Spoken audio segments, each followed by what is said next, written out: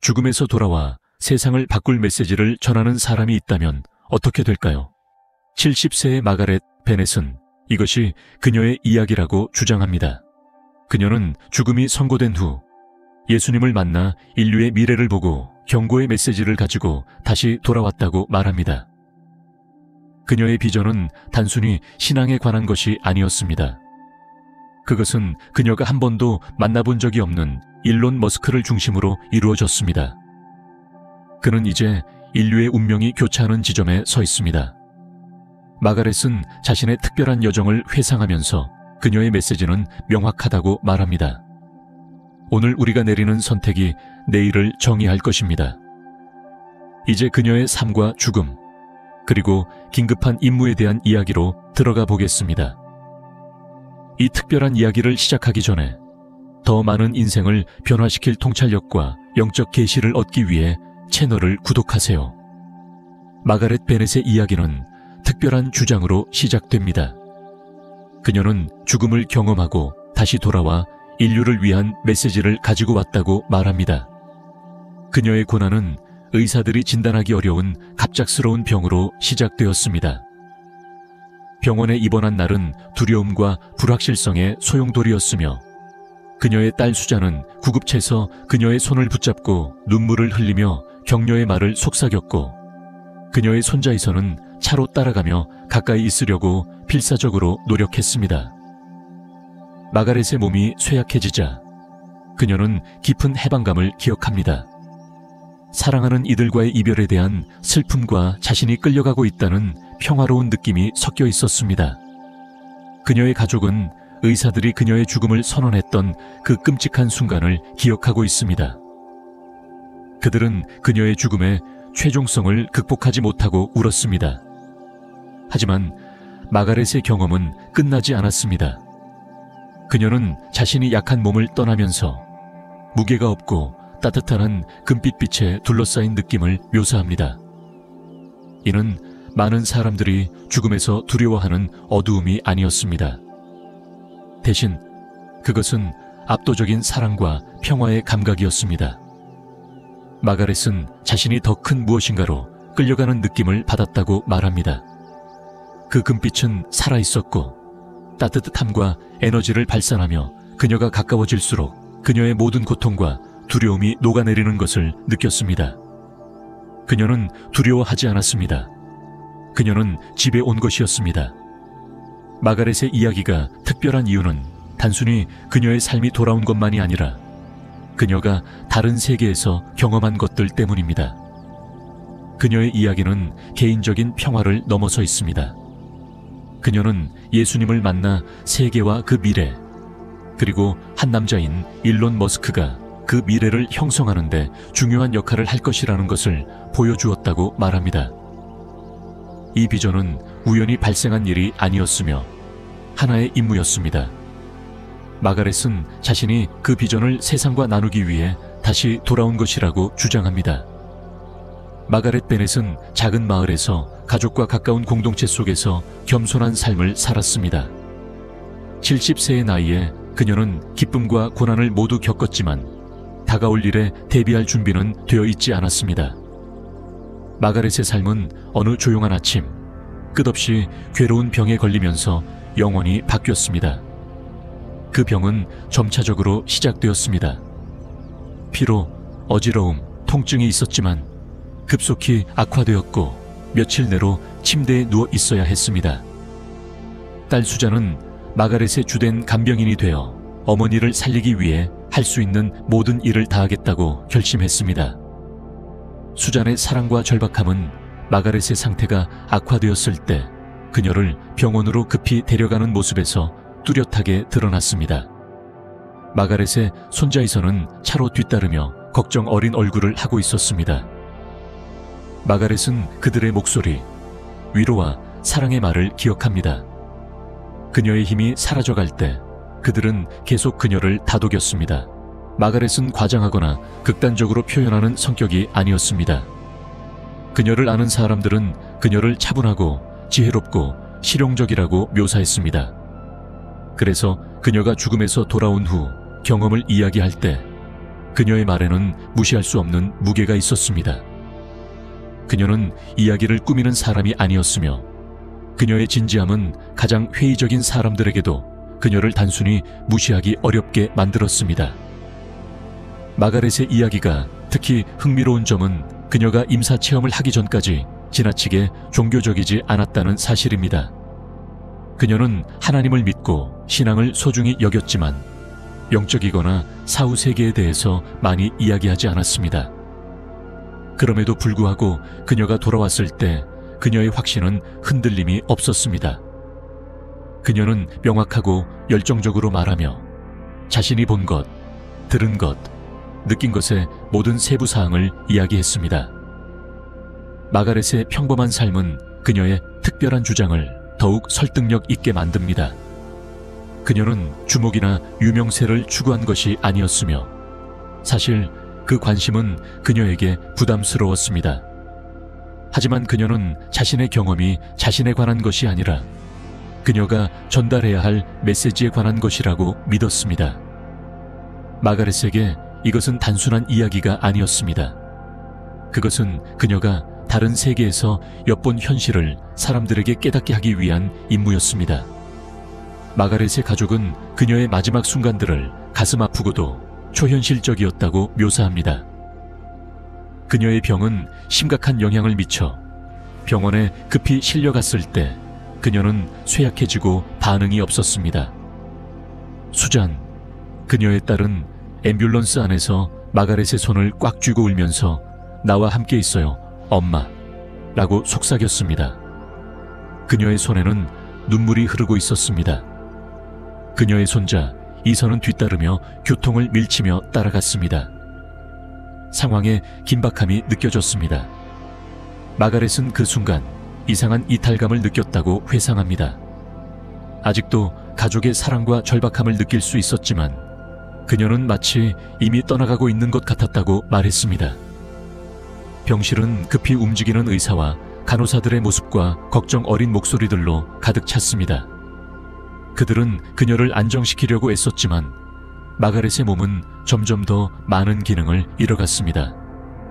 그들의 노력에도 불구하고 마가렛의 맥박은 멈췄고 모니터는 정적을 맞이했습니다. 가족들에게 시간은 멈춘 것 같았습니다.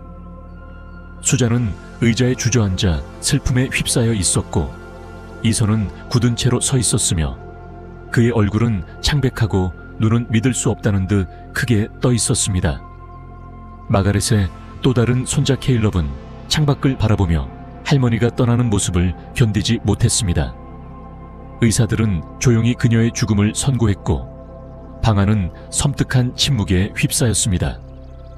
그러나 마가렛에게 이 경험은 전혀 달랐습니다. 그녀는 몸을 떠나는 순간을 가벼운 느낌으로 묘사합니다. 마치 영혼이 몸에서 풀려난 듯한 느낌이었습니다. 병원에서 들리던 소리는 점차 사라지고 대신 마가렛은 따뜻한 빛과 그 빛이 그녀를 끌어당기는 느낌을 받았습니다. 가족들이 슬픔에 잠긴 사이 마가렛은 이해할 수 없는 평화롭고 고요한 곳으로의 이동을 경험하고 있었습니다. 그녀의 가족이 그것을 끝으로 보았던 반면 마가렛에게는 그저 기이한 여행의 시작이었습니다. 의사들이 포기했을지 모르지만 마가렛은 이것이 그녀의 마지막 순간이 아님을 알았습니다. 그 방에 있는 사람들은 그들의 작별 인사가 영원히 이루어지지 않을 것임을 몰랐습니다. 마가렛은 곧 돌아와 모두를 놀라게 할 이야기를 들고 올 것입니다.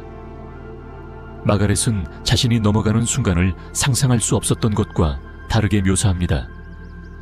몸이 더 이상 기능을 하지 않자 그녀는 즉시 해방감을 느꼈고 가슴에서 무언가가 풀려나며 그 전에 한 번도 경험해 본 적 없는 자유를 느꼈습니다. 그녀는 어둠이나 침묵 혹은 아무것도 없을 것이라고 예상했지만 대신 그녀는 빛을 맞이했습니다. 이 빛은 평범하지 않았습니다. 그것은 태양의 눈부신 빛이나 병원 조명의 인공적인 광채가 아니었습니다. 그것은 살아있는 빛이었습니다. 따뜻하고 빛나며 에너지로 맥박을 치고 있었습니다. 마가렛은 마치 그 빛이 자신을 알고 있는 듯한 느낌을 받았고 그 빛은 위로하는 포옹처럼 그녀를 감싸며 다가왔습니다. 그녀는 그 느낌을 순수한 사랑으로 묘사하며 그 안에는 판단이나 두려움이 없었습니다. 그녀가 삶에서 짊어졌던 모든 걱정과 아픔은 이 황금빛 안에서 녹아내렸습니다. 그 빛 속으로 움직이거나 끌려가면서 마가렛은 멀리서 형태가 형성되는 것을 보기 시작했습니다. 언덕은 황금빛 들판으로 변하고 강은 수정처럼 반짝였습니다. 그곳은 너무나 아름답고 너무나 생동감 넘쳐서 묘사할 수 없는 곳이었습니다. 공기 자체가 그녀가 설명할 수 없는 음악처럼 윙윙거리는 것처럼 느껴졌습니다. 그것은 그녀가 들은 선율이 아니라 그녀의 영혼 깊숙이 느껴지는 음악이었습니다. 마가렛은 그곳의 평화를 압도적이면서도 평온하게 묘사했습니다. 그녀는 자신이 어디에 있는지, 어떻게 도달했는지에 대해 의문을 제기하지 않았습니다. 그것은 마치 긴 여행 후 집에 돌아온 것처럼 자연스럽게 느껴졌습니다. 그곳에서는 시간이 지구에서처럼 존재하지 않았습니다. 모든 순간은 영원하면서도 덧없었습니다. 그녀는 오래 혼자가 아니었습니다. 이 빛과 사랑의 영역에서 마가렛은 한 존재를 느꼈습니다. 비록 그녀가 아직 그를 보지 않았지만 그녀는 즉시 그를 인식했습니다. 그것은 예수님이었습니다. 그분의 존재는 부인할 수 없을 정도로 강력했고 그 공간을 편안하면서도 겸손하게 채우는 에너지를 가지고 있었습니다. 마가렛의 여행은 그녀를 답과 지혜, 그리고 긴급한 메시지를 가진 분의 발 앞으로 이끌었습니다. 마가렛이 예수님을 보았을 때 그녀는 그분이 지닌 존재감에 깊은 인상을 받았습니다. 그분은 그녀가 교회나 그림에서 본 예수님과는 달랐습니다. 그분은 빛났지만 그분의 형태는 익숙한 느낌이었고 인간이었습니다. 마가렛은 그분의 눈을 본 순간 그 어떤 것도 본 적이 없는 눈이었다고 말합니다. 그 눈은 그녀의 영혼을 직시하며 그녀가 겪었던 모든 생각과 기쁨, 슬픔을 모두 보았던 듯 했습니다. 그분 앞에 서 있던 마가렛은 겸손함과 사랑을 동시에 느꼈습니다. 그분의 존재는 위압적이지 않았지만 그 안에는 엄청난 권위가 담겨 있었습니다. 마치 그분이 친절과 진리의 완벽한 균형을 구현한 것 같았습니다. 마가렛은 그 자리에서 무릎을 꿇고 설명할 수 없는 감정에 휩싸였습니다. 그것은 두려움이 아니라 경외감이었습니다. 그녀가 지금까지 경험한 것 중 그 어떤 것보다 더 위대한 존재 앞에 있다는 깊은 인식이었습니다. 예수님은 마가렛이 귀로 들을 수 있는 말로 말씀하지 않으셨습니다. 대신 그분의 목소리는 어디에나 있었습니다. 주위와 그녀 안에서 그녀의 영혼 깊숙이 울려 퍼졌습니다.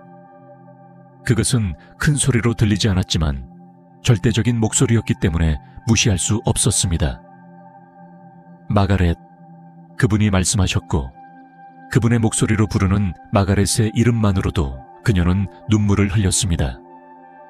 마가렛은 그분으로부터 넘치는 사랑을 느꼈지만 그와 동시에 깊은 슬픔도 함께 느꼈습니다.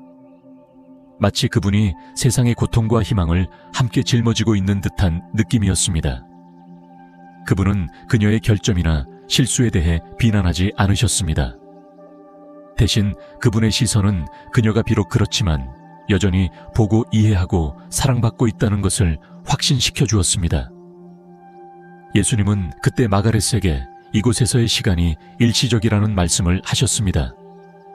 너의 일이 아직 끝나지 않았다. 고 하셨습니다. 마가렛은 깜짝 놀랐습니다. 그녀는 이 완전하고 평화로운 곳을 떠나고 싶지 않았습니다. 그러나 예수님은 그녀가 메시지를 전할 사명을 받았다고 설명하셨습니다. 그것은 기다릴 수 없는 메시지였습니다. 마가렛은 앞에 무엇이 기다리고 있는지 완전히 이해하지 못했지만 한 가지 확실한 것은 알았습니다. 그녀는 그분의 부름을 거절할 수 없었습니다. 마가렛이 예수님의 앞에서 무릎을 꿇고 있을 때 그녀는 마음속에 밀려오는 일련의 비전들에 압도되었습니다. 그것들은 꿈이나 추상적인 아이디어가 아니었습니다. 그것들은 그녀가 직접 겪고 있는 것처럼 생생하고 실제적인 현실들이었습니다. 예수님은 마가렛에게 현재의 지구를 보여주셨습니다. 아름답지만 변화의 기로에 서 있는 취약한 세상. 그녀는 인류의 발전, 기술의 뛰어난 점, 그리고 통합과 발전의 가능성을 보았습니다. 그러나 이 빛 속에서 그녀는 그늘도 보았습니다. 탐욕, 부패, 그리고 영적 기반 없이 혁신에 의존하는 위험한 모습이었습니다. 비전은 점점 더 강렬해졌습니다. 마가렛은 인류를 위한 두 가지 가능한 미래를 보여주셨습니다. 첫 번째 미래에서는 세상이 생기 넘치고 살아있었으며 기술은 자연과 신앙과 조화를 이루며 작동했습니다. 사람들은 혁신을 사용하여 치유하고 연결하며 모두를 위한 더 나은 삶을 만들기 위해 노력했습니다. 이 미래 버전에서는 인류가 사랑과 지혜에 의해 인도받으며 번영하고 있었습니다. 하지만 두 번째 미래는 전혀 다른 모습이었습니다. 마가렛은 기계가 지배하는 차갑고 생명 없는 세상을 보았습니다. 사랑도 신앙도 연결도 없었고 그저 끝없는 효율성만 존재했으며 인류의 영혼은 사라진 채 남았습니다. 사람들은 자신이 만든 것들의 감옥에 갇혀 영적 뿌리와 서로 간의 연결을 끊은 채 살아갔습니다. 이 비전들의 중심에는 한 남자가 서 있었습니다. 일론 머스크. 마가렛은 그가 거대한 구조물들과 기술들에 둘러싸여 있는 모습을 보았습니다. 그 기술들은 인류를 끌어올릴 수도 있었고 혹은 파멸로 이끌 수도 있었습니다. 그는 갈림길에 서 있었고 그가 내리는 결정은 여러 세대에 걸쳐 영향을 미칠 것이었습니다. 예수님은 머스크의 일이 단지 혁신에 관한 것이 아니라고 설명하셨습니다. 그것은 인류의 운명을 형성하는 일이었습니다. 그의 선택은 세계를 하나로 묶거나 그것을 돌이킬 수 없을 정도로 분열시킬 수 있는 힘을 지니고 있었습니다. 마가렛은 그녀가 본 것의 무게를 거의 견딜 수 없을 정도였습니다. 이것들은 단순히 가능한 미래의 한 장면이 아니었습니다. 그것들은 경고였습니다. 예수님의 목소리가 그녀 안에서 울려 퍼지며 그녀가 돌아가서 자신이 본 것을 공유하라고 재촉했습니다. 마가렛은 그 메시지가 단지 일론 머스크에 관한 것이 아니라 인류가 발전을 신앙과 목적에 맞춰 조화시킬 필요성에 관한 것임을 깨달았습니다. 그녀의 사명은 분명했지만 그 크기에 숨이 막힐 지경이었습니다. 마가렛이 본 일론 머스크의 비전은 그녀가 예상했던 것과는 전혀 달랐습니다. 그녀는 물론 그를 들어본 적이 있었습니다. 우주 탐사, 전기차, 인공지능 분야에서 획기적인 작업으로 잘 알려진 사람입니다. 그러나 그녀의 비전에서 머스크는 단순한 발명가나 기업가가 아니었습니다. 그는 인류의 가장 중요한 결정을 내리는 중심에 서 있는 인물이었으며 그의 영향력은 그의 즉각적인 작업을 넘어선 곳에까지 미쳤습니다. 비전 속에서 마가렛은 머스크가 갈림길에 서 있는 모습을 보았습니다. 한쪽에는 그의 혁신이 사람들을 하나로 모아 삶을 개선하고 인류가 영적 본질과 연결되는 미래가 있었습니다. 지속 가능한 에너지, 행성 간 여행, 인공지능 분야에서 그의 작업은 인류를 새로운 차원으로 끌어올릴 잠재력을 지니고 있었으며 그것은 당열과 희망을 촉진할 수 있었습니다. 반면 다른 한쪽은 훨씬 어두운 길이었습니다. 이 비전에서는 머스크의 창조물들이 분열, 탐욕, 통제의 도구가 되어 있었습니다. 기계는 사회를 지배하며 인류의 영혼을 앗아갔습니다. 지구를 구하기 위해 고안된 기술들이 오히려 사람들을 신앙과 분리시켜 차갑고 무감각한 세상을 남겼습니다. 머스크의 천재성은 한때 가능성의 등대였지만 그것은 이제 파괴적인 것으로 변형되었습니다. 예수님의 마가렛에게 하신 말씀은 분명했습니다. 그는 갈림길에 서 있다. 머스크가 앞으로 몇 년 동안 내릴 결정은 그 자신의 운명뿐만 아니라 인류의 운명을 결정짓게 될 것입니다. 예수님은 머스크가 막대한 영향을 미치는 인물임과 동시에 취약함을 지닌 사람임을 강조하셨습니다. 그의 천재성은 그의 선물이자 짐이었고, 그것은 그를 어두운 목적을 위해 그의 작업을 악용하려는 세력들의 표적이 되게 만들었습니다. 마가렛은 이 계시의 무게를 느꼈습니다. 그녀는 일론 머스크를 개인적으로 알지 못했고, 이 경험 전에는 그에 대해 집중할 이유가 없었습니다. 그러나 비전 속에서 그가 인류 미래의 잠재력과 위험을 모두 대표하는 인물임이 분명하게 드러났습니다. 예수님은 마가렛에게 머스크를 위해 기도하라고 하셨습니다. 그가 내릴 선택들과 그가 자신의 작업을 더 큰 목적과 일치시키기 위해 필요한 인도에 대해서요. 마가렛은 예수님과의 만남에서 돌아왔을 때 한 가지가 분명했습니다. 그녀의 경험은 그녀만을 위한 것이 아니었습니다. 그것은 인류를 위한 메시지, 미래에 대해 깨어나서 의식적인 선택을 하라는 부름이었습니다. 그 메시지는 기술이나 발전을 거부하라는 것이 아니라 그것들을 신앙과 연민에 맞춰 지혜롭게 사용하는 것이었습니다. 마가렛은 깊은 긴박감을 느꼈습니다. 예수님은 그녀에게 인류가 얼마나 쉽게 잘못된 길로 인도될 수 있는지를 보여주셨습니다. 그들 자신의 성취에 눈이 멀어 기술 발전이 기적적인 성과를 이루었지만 그 애는 위험도 따랐습니다. 영적 기반이 없다면 이러한 혁신들은 파괴의 도구가 되어 사람들을 분열시키는 대신 당열을 이루어야 할 것이었습니다. 마가렛은 그 메시지가 과학자들이나 지도자들만을 위한 것이 아니라는 것을 깨달았습니다. 그것은 모든 사람을 위한 것이었습니다. 예수님은 또한 기도와 집단적인 의도의 힘을 마가렛에게 보여주셨습니다.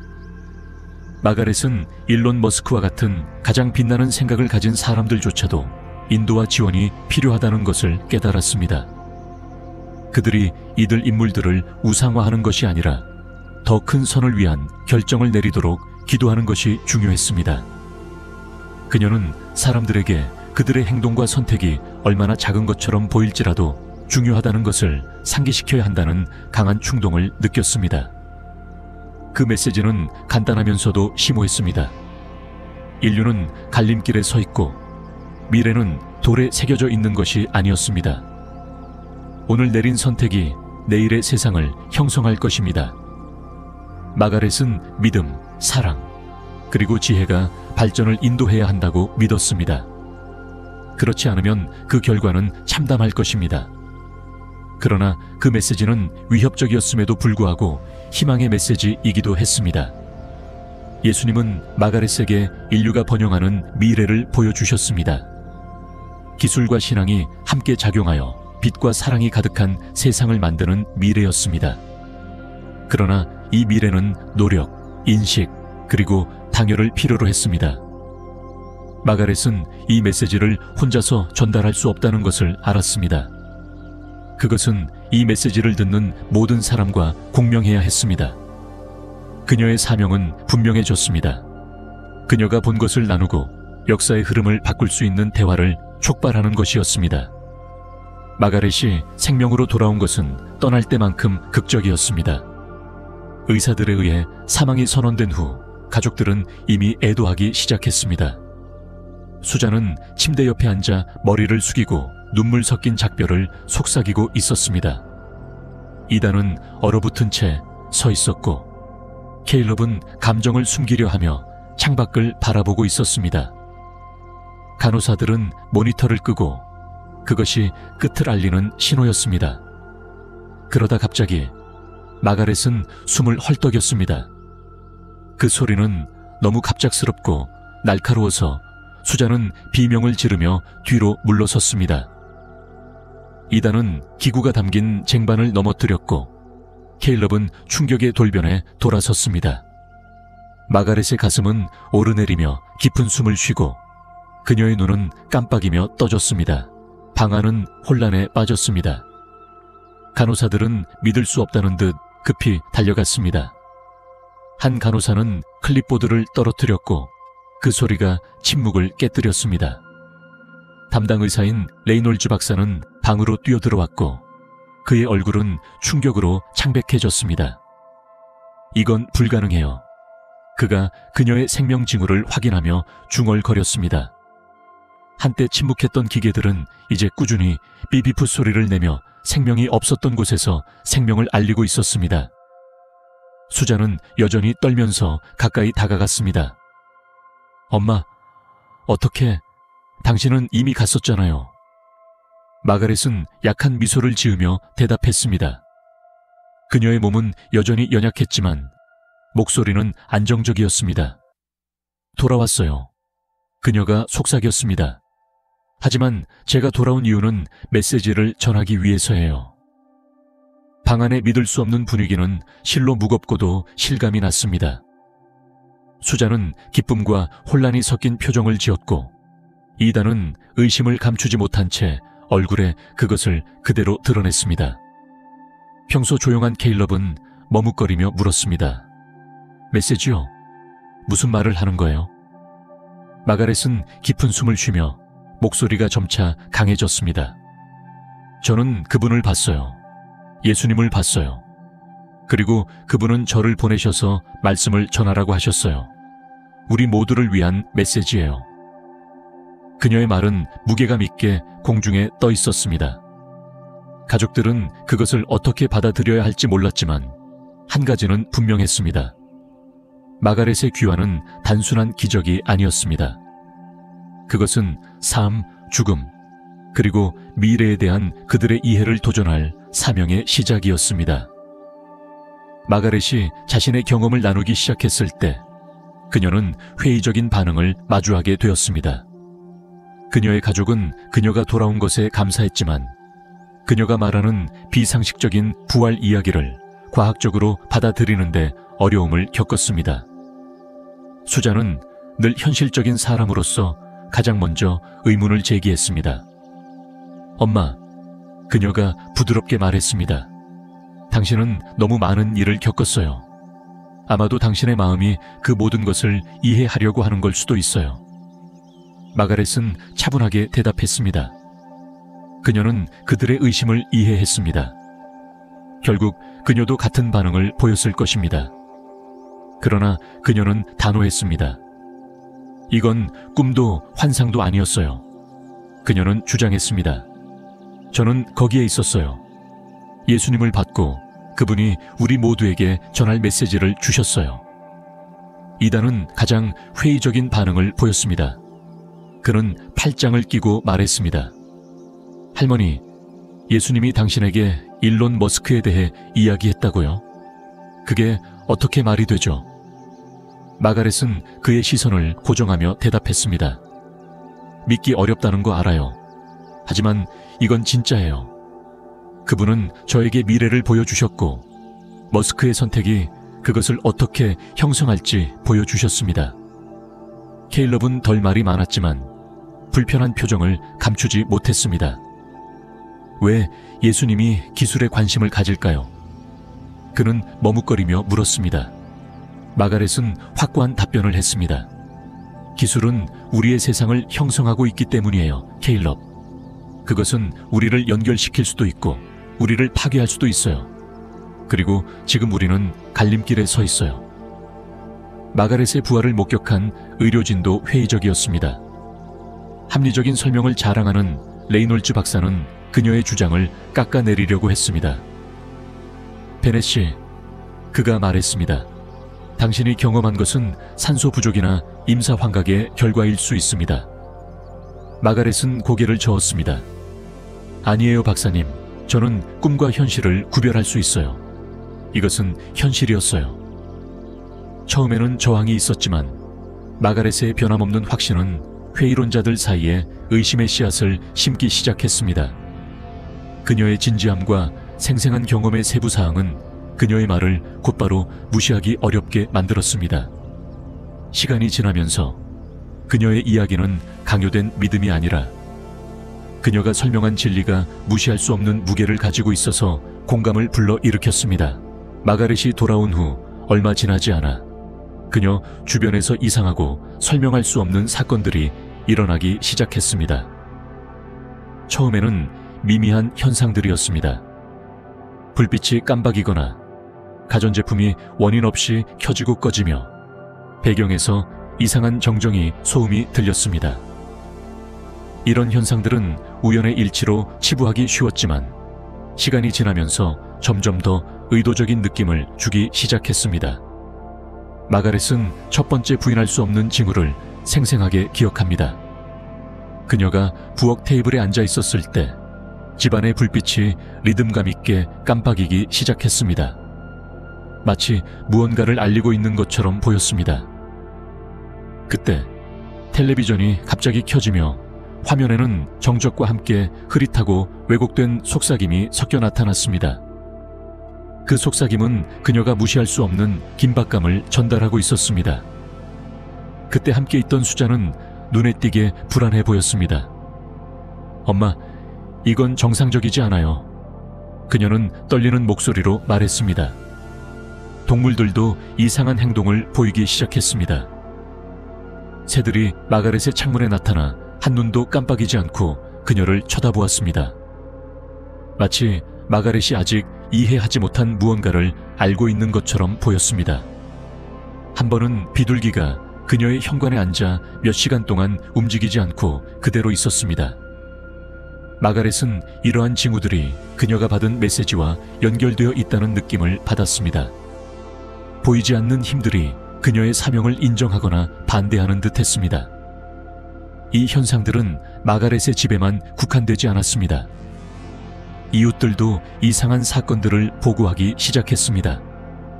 갑작스러운 전력 급증, 설명할 수 없는 소리, 그리고 빛과 따뜻함과 관련된 생생한 꿈들이었습니다. 마가렛은 이러한 현상들이 왜 자신의 집을 넘어 발생했는지 설명할 수 없었지만 그것들이 더 큰 무언가의 일부라고 느꼈습니다. 마가렛은 이러한 징후들이 단순한 우연이나 사고라고 생각하지 않았습니다. 그녀에게 그것들은 영적 전투의 일부, 그녀가 전달해야 할 메시지에 대한 반발이었다고 생각했습니다. 이러한 경험은 그녀가 본 것을 나누려는 결심을 더욱 강하게 했고, 몇 명이 그녀를 의심하고 징후들이 불안하게 변하더라도 이를 막지 않았습니다. 마가렛은 일론 머스크에 대한 비전을 가지고 있었습니다. 그녀의 생애 동안 머스크는 테슬라, 스페이스X, 그리고 뉴럴링크와 같은 야심찬 프로젝트를 통해 유명한 기업가이자 혁신가로만 알고 있었습니다. 그러나 마가렛의 임사 체험 동안 그녀는 머스크의 중요성에 대한 이해가 완전히 달라졌습니다. 마가렛은 그녀의 비전에서 일론 머스크가 높은 하늘로 뻗어 있는 빛나는 거대한 구조물들에 둘러싸여 있는 모습을 보았습니다. 그것은 그의 창조물들이었고 그 창조물들은 인류의 미래를 여는 열쇠와 같았습니다. 예수님은 마가렛에게 머스크의 영향력이 사람들 누구도 알지 못할 정도로 깊다고 밝혔습니다. 그의 작업은 인간 진보의 잠재력을 상징했지만 동시에 가장 큰 취약점도 내포하고 있었습니다. 예수님은 마가렛에게 인류를 위한 두 가지 가능한 결과를 보여주셨습니다. 첫 번째 경로에서 머스크의 기술들은 인류를 하나로 묶어 새로운 차원의 연결, 지속 가능성, 탐험으로 인도했습니다. 그의 우주여행과 인공지능에 대한 비전은 지구를 치유하고 별들 사이에 새로운 기회를 창출하는 도구가 되었습니다. 이 길은 희망과 조화를 가져왔고 기술과 영성이 결합되어 상상할 수 없는 발전을 이루었습니다. 하지만 두 번째 길은 훨씬 더 어두웠습니다. 머스크의 혁신은 억압, 탐욕, 그리고 통제의 도구가 되었습니다. 인류는 자신들이 만든 시스템에 의해 노예가 되었고 신앙과 목적 의식을 잃었습니다. 지구는 차갑고 생명 없는 곳이 되었으며 기계들만이 효율성과 힘을 추구했습니다. 예수님은 마가렛에게 명확히 말씀하셨습니다. 머스크는 절벽에 서 있으며 그가 내릴 선택이 앞으로 큰 영향을 미칠 것이라고. 문제는 머스크 자신이 아니라 그를 영향을 미치는 세력들에 있다는 것이었습니다. 마가렛은 그림자 같은 존재들이 머스크의 귀에 속삭이며 의심과 탐욕으로 가득 찬 목소리로 그의 천재성을 파괴적인 방향으로 이끌려는 모습을 보았습니다. 그녀의 임무는 머스크를 악마화하는 것이 아니라 그를 위해 기도하고 다른 사람들에게도 기도하라고 격려하는 것이었습니다. 마가렛은 머스크의 천재성이 선을 위한 힘이 될 수 있다고 믿었지만 그것이 올바른 길을 가기 위해서는 인도와 신앙, 그리고 지혜가 필요하다고 느꼈습니다. 마가렛의 비전은 중요한 메시지를 강조했습니다. 기술과 신앙은 반대가 아니라 함께 작동해야 하는 도구들입니다. 예수님이 마가렛에게 보여주신 것은 진보를 거부하는 것이 아니라 인류의 영적 기초가 그것의 생존을 위해 필수적이라는 사실을 상기시켜주는 것이었습니다. 마가렛은 기술을 양날의 검으로 보았습니다. 그것은 어떻게 사용되느냐에 따라 연합을 가져오거나 파괴를 일으킬 수 있었습니다. 그녀의 비전에서 마가렛은 인류의 성취를 목격했습니다. 항성간 여행, 인공지능, 그리고 상상할 수 없는 방식으로 삶을 향상시킬 수 있는 신경 기술들. 이 발전들은 숨이 멎을 정도로 경이로웠으며 지구를 치유하고 질병을 치료하며 사람들 간의 깊은 연결을 촉진할 수 있는 잠재력을 지니고 있었습니다. 그러나 그녀는 또한 이 같은 기술들이 억압, 탐욕, 그리고 분열의 도구로 변질될 수 있음을 보았습니다.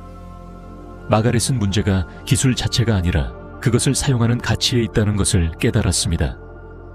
영적 기초 없이 혁신은 인류를 잘못된 길로 이끌 수 있었습니다.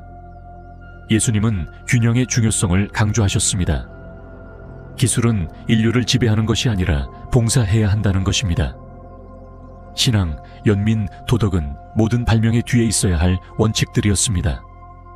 마가렛은 자신의 임무가 사람들에게 기술만으로는 인류의 문제를 해결할 수 없음을 상기시키는 것이라고 느꼈습니다. 목적 없는 진보는 공허하다고 믿었습니다. 그녀는 인류가 신앙을 통해 그 진보를 이끌어가며 더 큰 선을 위한 방향으로 기술을 사용해야 한다고 믿었습니다. 또한 그녀는 이 균형을 잃는 위험을 보았습니다. 마가렛은 한 어두운 비전에서 사람들이 기술에 너무 의존하게 되어 서로 그리고 하나님과의 관계가 단절된 미래를 목격했습니다. 기계들이 관계를 대체하고 인류는 그 영혼을 잃어갔습니다. 마가렛의 메시지는 명확했습니다. 기술은 선물이지만 그것은 지혜롭게 사용되어야 한다는 것입니다. 신앙은 진보가 파괴의 도구가 되지 않고 모두의 복지에 봉사하도록 하는 도덕적 나침반을 제공합니다.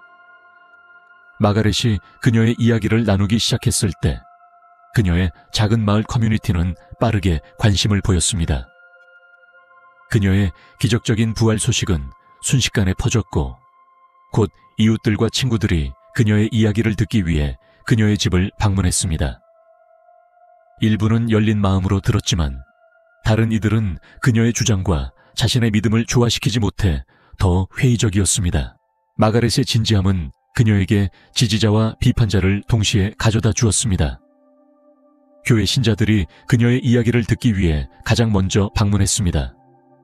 그들은 그녀가 예수님을 언급하며 묘사한 깊은 비전들에 이끌렸습니다.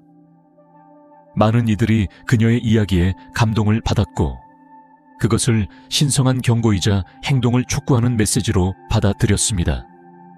그러나 다른 이들은 그녀의 경험이 진짜인지 아니면 트라우마에서 비롯된 허구인지에 대해 의문을 제기하며 속삭였습니다. 그녀의 가족은 폭풍의 중심에 서 있었습니다. 수장과 그녀의 손자는 개인적인 불확실성 속에서도 공개적으로 그녀를 지지했습니다. 이들은 자주 그녀에게 도전하며 말했습니다. 할머니, 당신은 사람들에게 믿을 수 없는 것을 믿으라고 하시는 거잖아요.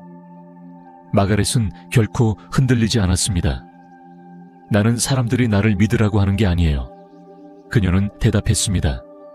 나는 사람들이 그 메시지를 믿으라고 하는 거예요. 마가렛의 이야기가 더 많은 사람들에게 전해지면서 반응은 다양해졌습니다.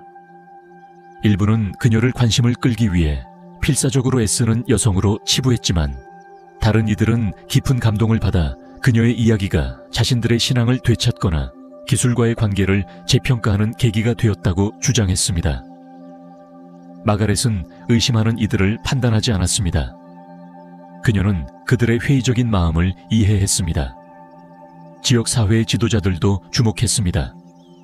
그녀의 교회 목사는 마가렛을 일요일 예배에서 말씀을 전하게 초대했고, 마가렛은 가득 찬 회중에게 그녀의 비전을 나누었습니다. 일부는 그녀의 말에 감동하여 눈물을 흘렸고, 다른 이들은 믿을 수 없다는 표정으로 머리를 저으며 떠났습니다. 그 모든 상황 속에서 마가렛은 자신의 사명을 지키며 흔들리지 않았습니다. 그녀는 회의적인 사람들을 전환시키거나 인기를 얻는 것이 목표가 아니었습니다. 그녀의 유일한 목표는 자신이 본 것을 나누고 사람들이 자신의 선택에 대해 성찰하도록 격려하는 것이었습니다. 마가렛은 심지어 자신을 의심하는 사람들도 자신이 받은 메시지를 마음속에 품고 있을지도 모른다고 믿었습니다. 그들이 그것을 깨닫지 못했을지라도. 마가렛의 이야기가 퍼지자 곧 지역 언론도 주목했습니다. 마을 신문에서 일하는 젊은 기자 마크가 그녀의 문을 두드린 첫 번째 사람이었습니다. 회의적이지만 호기심이 가득한 마크는 노트와 녹음기를 들고 죽음을 넘어 다시 돌아온 여자가 어떤 말을 할지 궁금해하며 도착했습니다. 마크의 첫 질문은 날카롭고 다소 경멸적이었습니다. 베넷 씨, 그가 시작했습니다. 당신의 경험이 단지 환각이었거나 트라우마의 결과라고 생각하는 사람들에게 뭐라고 하겠습니까? 마가렛은 그의 회의에 차분하고 자신감 있게 응답했습니다. 모든 사람을 설득할 수는 없어요. 그녀는 말했습니다. 하지만 내가 경험한 것은 현실이었고 내가 받은 메시지는 나 혼자만의 것이 아니에요. 그것은 우리 모두를 위한 것입니다.